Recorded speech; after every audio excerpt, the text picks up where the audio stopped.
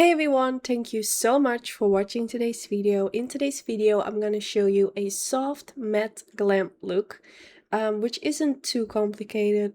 Hopefully it doesn't look too intimidating if you're new into makeup, but it's actually not super hard. So hopefully this will give you all some inspiration. I will be playing with my own palette that I created together with Sigma Beauty. I have it linked down in the description bar. It's the Sigma Beauty Unknown Pro eyeshadow palette. And I will be starting with the color 10. For some reason my camera was having an error, so it didn't film the part where I primed my eyelids and I used that first color. But you can still see me doing it right now. So it's like a kind of like a soft warmish brown shade. So I blended that all over into my crease.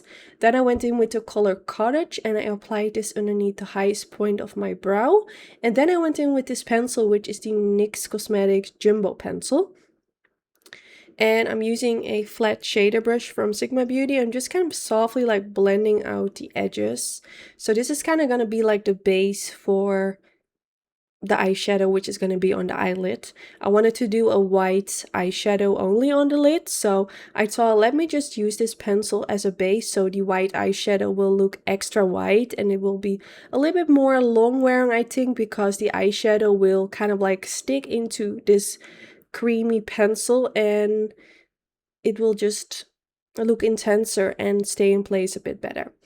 So I'm just kind of like softly blending out the edges, and you can already see it actually already looks quite good, but I do feel like you need some powder to kind of like lock it in place. Just like when you apply foundation, you don't have to use powder, but if you do use powder, it will kind of like lock it in place and make it more long wearing. So now I'm going to use the color Cottage again using a E25 brush from Sigma Beauty. I do have a special discount code for Sigma, which I have linked in the description bar as well, and which you can use for the brushes or other products. And then now I'm going to go in with this brown color and a Sigma E15 brush, and I'm going to use this to create a winged liner. So I only use the color 10 for in my crease, then the jumbo pencil for the eyelid with the white eyeshadow on top, and now I'm going to use this brown color for my eyeliner. This is already quite a pigmented shade, but you can also make your brush a little bit wet and this will intensify the eyeshadow even more. I believe I haven't done that this time because I felt like it was already looking dark enough, but you can definitely do that if you want it even darker.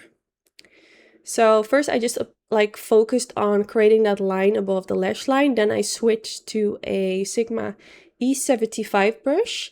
And now I'm going to kind of like drag a line from the outer portion of the eye towards the brow. Not all the way towards the brow, you know, that tail of my brow, I'm kind of like following that direction. And then I'm going to connect it and then I will have my winged liner. If you struggle with your winged liner, I do have a video where I go more in depth on how to perfect your eyeliner. I will search it and try to put it in the description if you're curious. Then I use this pencil in my waterline. This is from Charlotte Tilbury. It's a duo pencil, so one side has a pencil and the other side has also a pencil, but a different color. It's this beautiful kind of like warmish brown shade, and then I used that same color which I used for my eyeliner, and now I'm using this underneath the lower lash line as well. It does look a little bit different because you now kind of like get the combination of the pencil and the waterline and the eyeshadow. I don't know, it just gives the illusion as if it's a little bit warmer. But this is beautiful for like if you have green eyes or blue eyes, and I think it will be beautiful on brown eyes as well.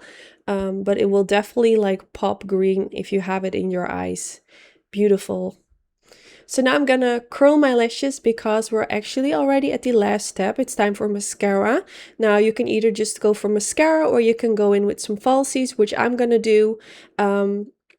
I use the Lancome Hypnose mascara, which I absolutely love. It's such a good mascara.